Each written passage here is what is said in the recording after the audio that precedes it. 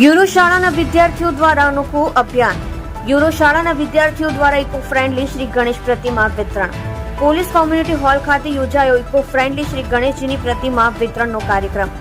કાર્યક્રમમાં યુરો શાળાના આચાર્ય, શિક્ષકો તથા 250 જેટલા વિદ્યાર્થીઓ રહ્યા ઉપસ્થિત. સાથે સુરત શહેર પોલીસના 100 જેટલા પોલીસ કર્મીઓ ઉપસ્થિત રહ્યા. કાર્યક્રમમાં સુરત શહેર પોલીસ કમિશનર સહિત ઉચ્ચ પોલીસ અધિકારીઓ હાજર રહ્યા.